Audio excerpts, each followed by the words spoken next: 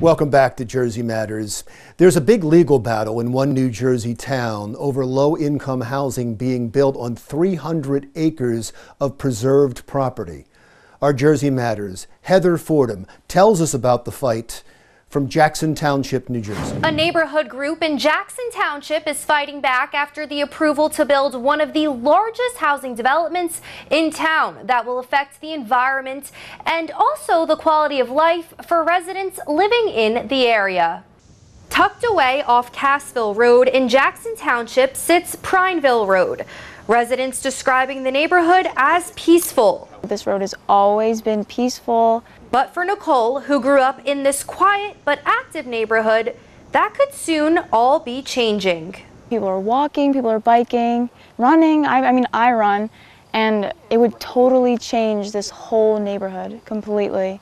And the cause of change, a 1,100 home development project, possibly the largest in the history of the town, to be built across the street from Nicole's childhood home. Like everything is going to change. But the issue with Jackson Park, which includes over 200 fair share housing units, is not just disrupting the quality of life in this quiet neighborhood. This parcel presently houses between 14 to 20 inches of rain, which is very key to the replenishment of drinking water that we all use. A grassroots group known as Coupon, which aims to protect neighborhoods, formed just last year after the proposal of this project.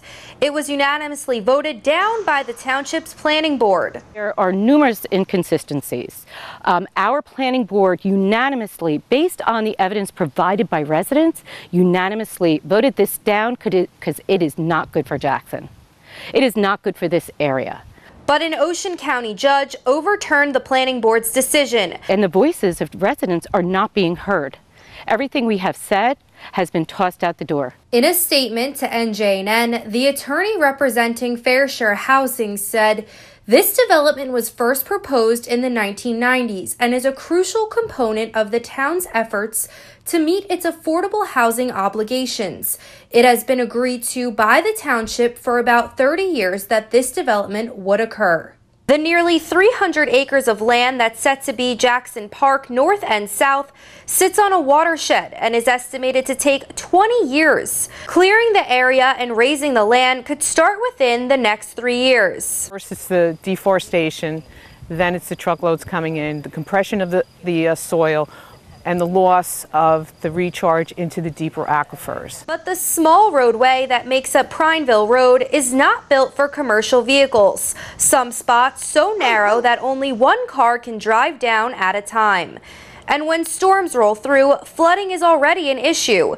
These are a few pictures of Prineville Road during last week's tropical storm. Any particular project, no matter how sensitive the land is, and it is in a fair share housing contract, at the detriment of the residents, at the detriment of our water supply, it has to go through.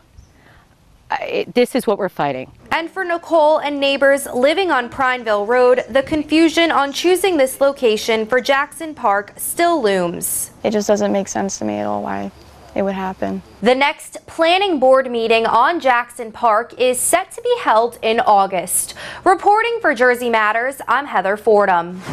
All right, thank you, Heather. When we come right back, my commentary on a growing issue that may determine the 2020 presidential election.